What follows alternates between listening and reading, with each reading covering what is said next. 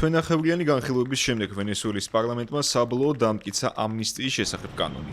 მიღებულ დოკუმენტს უკვე მოაწერა ხელი ქვეყნის დროებითმა პრეზიდენტმა დელსი როდრიგესმა, რითაც სამხრეთ ამერიკული სახელმწიფოს გარდამავალმა ხელისუფლებამ აიღო პოლიტიკური მოტივით დაპატიმრებული პირების დაჩქარებული წესით გათავისუფლების ვალდებულება.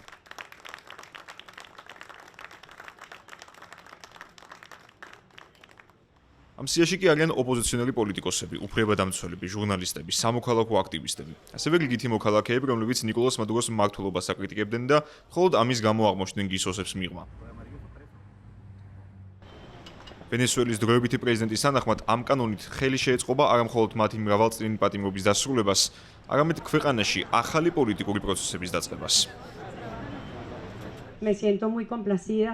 ძალიან მოხარული ვარ ამ კანონის მიღებით, რომელიც დღეს გვიხსნის არაჩვეულებრივ შესაძლებლობას შერიგებისთვის, რათა ვენესუელამ ისწავლოს დემოკრატიულად და მშვიდობიანად ცხოვრება და რათა ვენესუელა გათავისუფლდეს სიძულვილისა და აუტანლობისგან.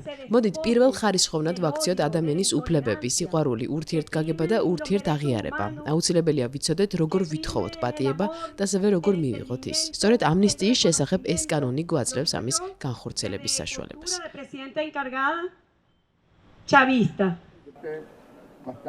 როგორ ვითარდებოდა პროცესები ქვეყნის პარლამენტში, ამას თვალყურს ადევნებდნენ ასობით პატიმრის ოჯახების წევრები, რომლებიც თითქმის ორი თვეა სპეციალურ პენიტენციურ დაწესებულებებთან საპროტესტო აქციებს მართავენ.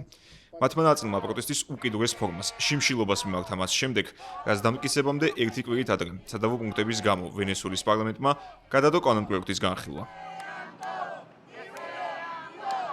პატიმართა ოჯახების წევრთა ნაწილს არ სჯერა ქვეყნის დროებითი ხელისუფლების გადაწყვეტილების, ვიდრე ამნისტიის შესახებ კანონი ოფიციალურად არ დადებს შედეგს და პოლიტპატიმრები ციხეებს მართლაც არ დატოვებენ. ველოდით ამ ამბავს, რომელიც აღმართოვანებელია, რადგან პირობები, რომლებშიც ახლა ვცხოვრობთ, ძალიან მძიმეა.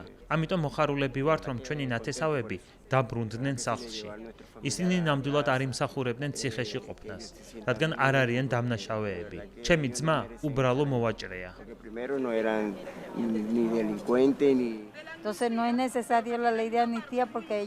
ამნისტიის კანონი არ გჭირდება, რადგან მათ არაფერი სჭირს